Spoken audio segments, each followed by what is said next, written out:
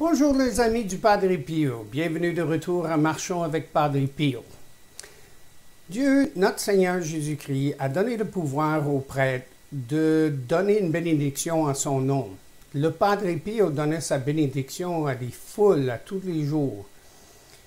Quel était le pouvoir de la bénédiction du Padre Pio? Voici M. Jean Goya qui va nous raconter justement cela. J'espère vous revoir bientôt, j'espère que vous allez aimer cette vidéo et s'il vous plaît, le partager avec vos amis. Chers amis, fidèles du Padre Pio, bonjour, mon nom est Jean Goyard et vous assistez au programme Marchons avec Padre Pio. Aujourd'hui, le pouvoir exorcistique de la bénédiction du Padre Pio. Eh bien, de nombreuses photos nous montrent le Padre Pio en train de bénir des personnes, des objets religieux, des voitures même. Il y a même des voitures. Et vous savez que ça existe dans l'Église catholique, la bénédiction des bateaux, pour ceux qui vivent au bord de la mer, dans l'armée, la bénédiction des bateaux de l'armée, bien entendu. Parmi tant d'autres cas, nous connaissons celui d'une bénédiction que le Padre Pio a donnée à une jeune fille possédée. Ce qui a entraîné une réaction violente et une vengeance du diable d'ailleurs. Cette jeune fille eh bien, avait déjà été soumise, disons, aux exorcismes de plusieurs prêtres, et en particulier du père Placide, exorciste capucin du couvent de San Severo, à moins de 150 km de San Giovanni Rotondo, mais qui avait provoqué des réactions si effrayantes qu'elles avaient amené les frères à confier ce cas difficile, parce que récalcitrant, au Padre Pio. Donc en réalité, on savait que le Padre Pio était tout à fait extraordinaire. Alors lorsque la jeune fille est conduite à San Giovanni Rotondo, elle réagit violemment en voyant le Padre Pio. Et là, ce sont des tas de jurons et de blasphèmes, enfin, quelque chose d'affreux. Notre saint capucin se contente alors de lui donner une bénédiction, parce que, épuisé par la maladie, il n'avait pas la force de faire autre chose ce jour-là. La nuit suivante, eh bien, le diable l'attaque.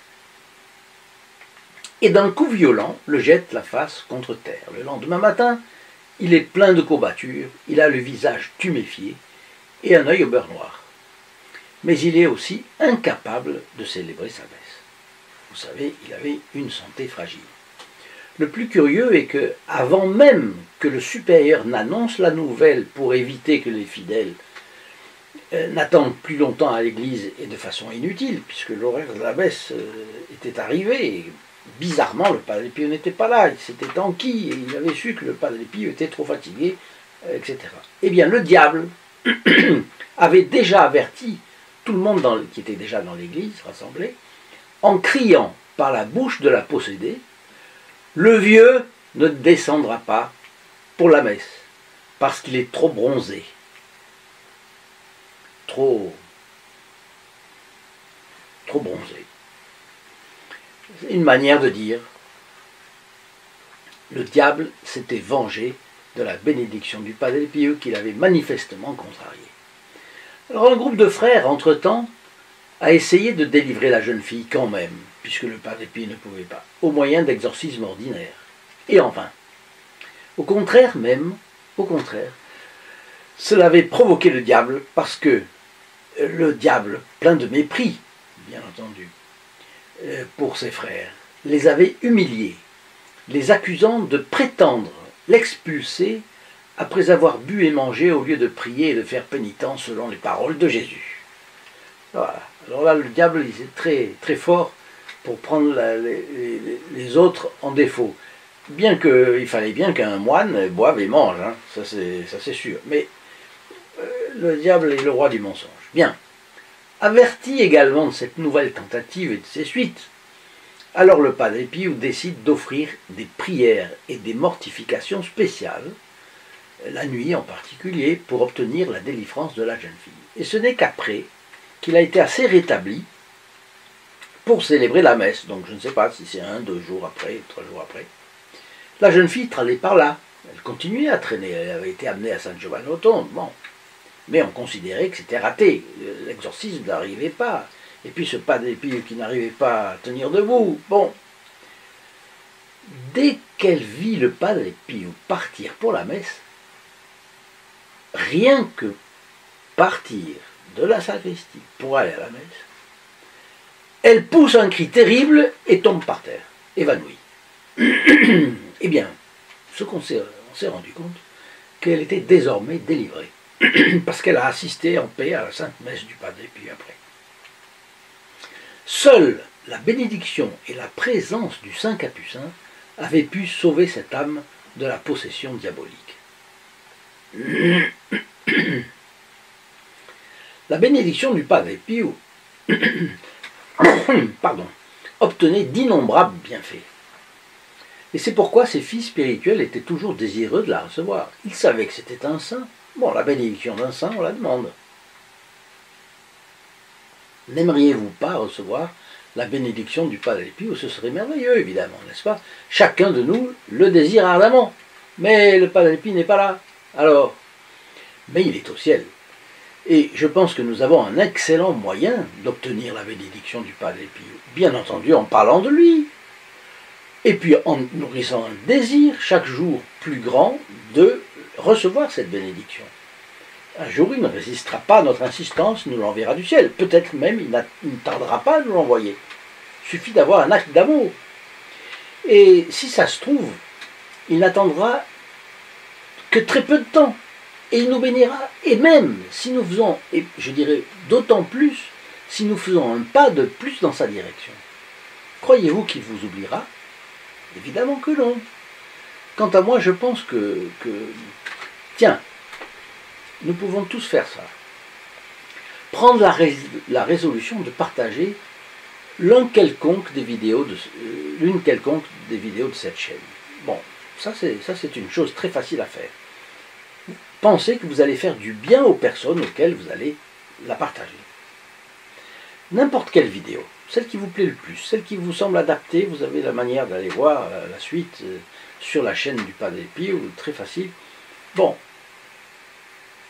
attention, le démon prendra 1000 prétextes pour vous en détourner. Vous allez arrêter là, et il va y avoir le téléphone qui va sonner, il va y avoir le facteur qui va passer, il va y avoir une idée de voir quelque chose sur Internet. L'Internet, c'est un danger terrible. Alors, faites-le vite, faites-le tout de suite. Partagez, partagez, partagez. Et n'oubliez pas de téléphoner, évidemment, au 08 05 36 08 47 pour faire envoyer une photo à quelqu'un, pour donner vos intentions, pour que le groupe des protégés du Padre Pio vienne prier à vos intentions. Bon, continuons le récit du Fioretti que j'ai interrompu, cédant à mon tempérament natif.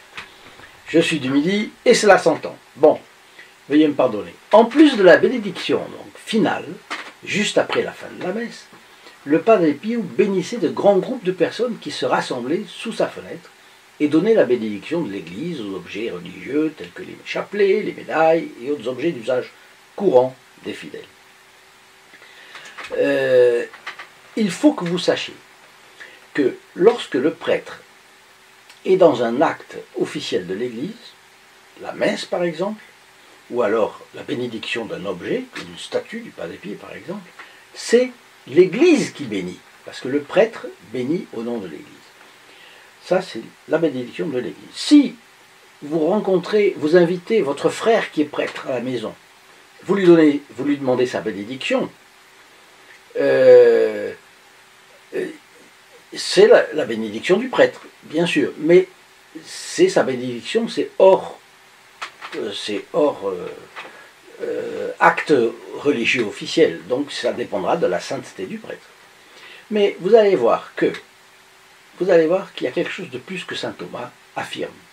Il affirme que la bénédiction de Dieu signifie l'octroi de ses dons et leur multiplication. C'est un sacramental qui confère la grâce selon les dispositions de l'âme de celui qui donne et selon les dispositions d'âme de celui qui reçoit. Donc en réalité, il n'y a pas seulement le fait que je reçois la bénédiction de l'Église dans un acte bien défini de l'Église catholique, ou alors je reçois la bénédiction d'un ami ou d'un prêtre qui passe chez moi, c'est une chose, mais il y a aussi l'attitude d'âme de celui qui le reçoit. Dans les deux cas, de toute façon, l'efficacité de la bénédiction va dépendre de cela. Dans une révélation à Teresa Neumann, cette grande mystique allemande qui est en voie de béatification, vous le savez, et qui avait une dévotion pour Sainte Thérèse de l'Enfant Jésus absolument phénoménale, alors Jésus lui-même explique le pouvoir de la bénédiction. Il dit, quand le prêtre bénit, c'est moi qui bénis. Ma sainte bénédiction contient toute l'aide dont l'humanité a besoin. Grâce à elle, vous recevez la force et le désir de rechercher le bien, d'échapper au mal, de bénéficier de la protection que je donne à mes enfants contre les puissances des ténèbres. Par conséquent, ne recevez jamais la bénédiction de manière distraite, mais avec toute votre attention. Cela fait mal de savoir que la bénédiction de l'Église est si peu appréciée et si rarement reçue. J'ai donné à ma bénédiction des pouvoirs illimités. Elle vient de l'amour infini de mon Sacré-Cœur. Plus le zèle avec lequel la bénédiction est donnée et reçue est grand, plus son efficacité est grande. Alors, là, dans tout ce que j'ai dit, il ne s'agit pas de la bénédiction encore du pardon des péchés par la confession. Ça, c'est encore autre chose. Là, on en reparlera. Alors, en attendant, engageons-nous à demander plus fréquemment la bénédiction au prêtre, à la rechercher comme un privilège et à la recevoir avec foi et attention. À l'école de Jésus et du Padre Pio, dispensateur de bénédiction, apprenons, il y a tellement à apprendre. Et demandons au Saint Padre Pio de nous bénir à nouveau du ciel. Je vous souhaite une bonne soirée et je vous dis à demain. Au revoir. In nome del Padre, del Figliolo e dello Spirito Santo, e così sia. Sia lodato Gesù e Maria, oggi e